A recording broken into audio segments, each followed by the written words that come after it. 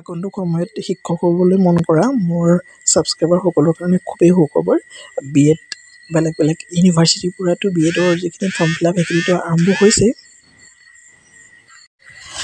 লগতে বহুকেইখন মহাবিদ্যালয়তো বৰ্তমান অসম চৰকাৰে ইণ্টিগ্ৰেটেড BEdও দি দিছে, গতিকে চিন্তা নাই। আৰু লগতে বহুকেইখন নতুন বিশ্ববিদ্যালয়তো এবাৰ নতুনকৈ আচলতে BEdৰ অনলাইনবিলাক আৰম্ভ হৈছে। কিন্তু তাৰ লগতে যিসকলৰ DLED ডিগ্ৰী কৰিবলৈ অকণমান মন আছে, তো তেওঁলোকে ডিপ্ল'মা ডিগ্ৰী নহয়, তো তেওঁলোকৰ কাৰণে সুখবৰ, কাৰণ DLEDৰ পৰা এটা নটিফিকেশ্যন আহিছে আৰু DLEDত ছিট পাবলৈ আপোনালোকৰ এণ্ট্ৰেঞ্চ এটা এক্সামিনেশ্যন দিব লাগিব। গতিকে সেই সকলোখিনিৰ কাৰণে আপোনালোকে প্ৰথমতে এপ্লাই কৰিব লাগিব। আৰু এণ্ট্ৰেঞ্চ এক্সামত একেবাৰে বেছিক কিছুমান কুৱেশ্যনছ আহে ক্লাছ 10 লেভেলৰ, গতিকে সহজ আপোনালোকে তাতে এটা ল'ব পাৰে। আৰু আপোনালোকৰ যিটো ফিজ হয়, তাতে পঢ়াৰ যিটো খৰচ, একেবাৰে ন্যূনতম এটা খৰচত আপোনালোকে DLEDৰ 2 বছৰ আপোনালোকে তাতে পঢ়িব পাৰিব, ঠিক আছে।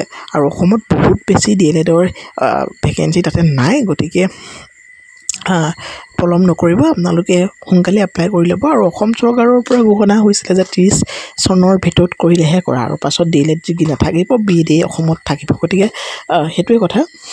ইয়াত চাওক নটিফিকেশ্যনখনত কি দিয়া আছে, প্ৰি এণ্ট্ৰি টেষ্ট অৰ্থাৎ পেট দিব লাগিব 2025 চন, যিটো 2027 চনলৈকে থাকিব।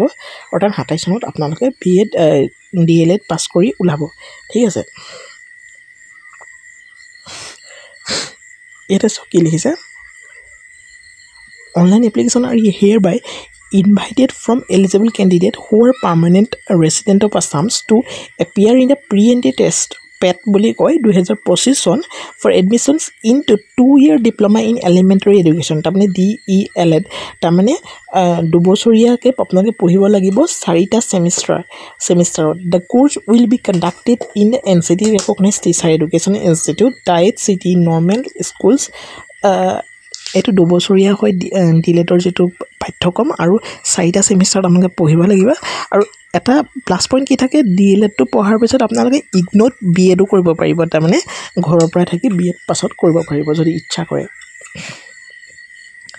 নেক্সট, মিনিমাম এডুকেশ্যনেল কোৱালিফিকেশ্যন চাই লওঁ। The candidate must have passed higher secondary 10+2, অৰ্থাৎ হায়াৰ ছেকেণ্ডেৰী পাছ যদি কৰিছে আপোনালোকে 50% মাৰ্কছ যদি মিনিমাম আপোনালোকে পাই থৈছে, then you will be eligible, আপোনালোকে ইয়াতে এডমিশ্যন ল'ব পাৰিব। For candidates belonging to SC ST সেইবিলাকৰ 5% এটা ৰিলেক্সেশ্যন দিয়া হয়, অৰ্থাৎ তেওঁলোকে 45% পালেও ইয়াতে দিব পাৰিব। জাষ্ট আপোনালোকে পেট এক্সামটো পাছ কৰিব লাগে দেই। আগতেহে অকণমান আছিলে আৰু কিবা কিবি যে হায়াৰ ছেকেণ্ডেৰী মাৰ্কছটো গুচি যায়, তো ইয়াতে সেইটোখনৰ প্ৰব্লেম নাথাকে দেই। তো এইজৰ ক্ষেত্ৰতো একেবাৰে প্ৰব্লেমেই নাই, 34 ইয়াৰ্ছলৈকে আপোনালোকে ইয়াতে এপ্লাই কৰিব পাৰিব 18 বছৰৰ পৰা। আৰু 18 বছৰত এনেও হায়াৰ ছেকেণ্ডেৰী সকলোৱে পাছেই কৰি দিয়ে, ঠিক আছে। আৰু এজটো আপোনালোকে 1 জুলাই 2025 ভিতৰত কেলকুলেট কৰিব পাৰিব। 34 ইয়াৰ্ছ যদি আপোনালোকে হৈছে, তেতিয়াও আপোনালোকে ইয়াতে এপ্লাই কৰিব পাৰিব দেই। ৰিজাৰ্ভেশ্যন ইয়াতে থাকিব, reservation of seats for candidates belonging to reserve categories including OBC MOBC, তো এইখিনিসকলৰ কাৰণে ৰিজাৰ্ভেশ্যন থাকিব as per government rules. How to apply, ইয়াতে গৈ এপ্লাই কৰিব লাগিব, কেনেকৈ ধৰণে এপ্লাই কৰিব লাগে কৈ দিম আমি, যেতিয়া দেখাই দিব লাগে দেখাই দিম এটা এপ্লাই এটাৰ নতুন এটা ভিডিঅ'ত। এপ্লিকেশ্যন ফিজ 600 টকা, ঠিক আছে। আৰু এডমিট কাৰ্ড আপোনালোকে ইয়াতে গৈ ডাউনলোড কৰিব পাৰিব যেতিয়া এডমিট কাৰ্ড তেওঁলোকে ৰিলিজ কৰিব। আৰু venue for the pre entry test, ইয়াত কি লিখা আছে চাই লওক। The venue for the pre entry test will be allocated in the district selected by the candidates during submission of a final application. যিখন ডিষ্ট্ৰিক্টত আপোনালোকে এপ্লাই কৰিছে, ছাপ'জ আপুনি যোৰহাটৰ ল'ৰা, আপুনি এপ্লাই কৰিছে গোলাঘাটত, দেন আপোনাৰ যিটো ভেনু হ'ব এক্সামিনেশ্যন দিয়াৰ পেটৰ, সেইটো আপোনালোকক গোলাঘাটত পৰিব দেই, সেনেকুৱা কথা থাকে। তাৰপিছত ইয়াতে চাওক 18 তাৰিখৰ পৰা আপোনালোকৰ অনলাইন এপ্লিকেশ্যন ষ্টাৰ্ট হ'ব, অৰ্থাৎ কাইলৈৰ পৰা ষ্টাৰ্ট হ'ব দেওবাৰৰ পৰা, আৰু ক্ল'জিং হ'ব 5 জুন তাৰিখে। আৰু এডমিট কাৰ্ড আপোনালোকৰ 5 জুলাই তাৰিখে আপোনালোকৰ এডমিট কাৰ্ড ইছ্যু কৰিব। আৰু ডেট অফ প্ৰিলিমিনাৰী এক্সাম দি দিছে 13 জুলাইত আপোনালোকৰ প্ৰিলিমিনাৰী এক্সাম হ'ব, হাতত যথেষ্ট সময় আছে। গতিকে এই সময়খিনিত আপোনালোকে পেটৰ কাৰণে প্ৰিপেৰেশ্যন কৰিব পাৰে। আৰু পেটত সম্পূৰ্ণৰূপে আপোনালোকে বৰ এখন কুৱেশ্যন পেপাৰ তাতে নাহে, সদায় একেটা পেটাৰ্ণে তেওঁলোকে ফ'ল' কৰে, আৰু খুব এটা সৰু এটা চিলেবাছ আমি দি দিম।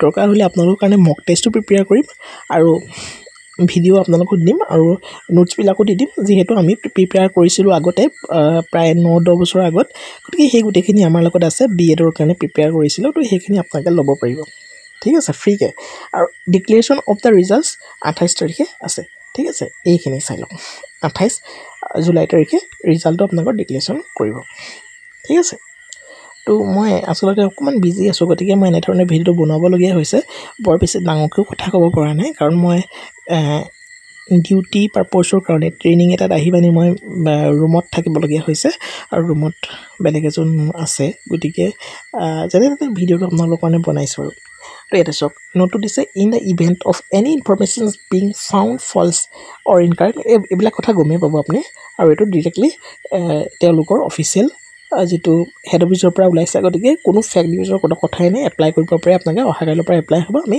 এপ্লাই প্ৰচেছটো দেখাই দিম ঠিক আছে অহাকাইলৈ ভিডিঅ' দিব নোৱাৰোঁ যদিও আৰম্ভ হ'ব অহাকাইলৈৰ পৰা হয়তো পৰহিলৈ আমি ভিডিঅ' এটা দি দিম এপ্লিকেশ্যনৰ ওপৰত ঠিক আছে থেংক ইউ ছ' মাছ আপোনালোকে যদি ভিডিঅ'টো ভাল পাইছে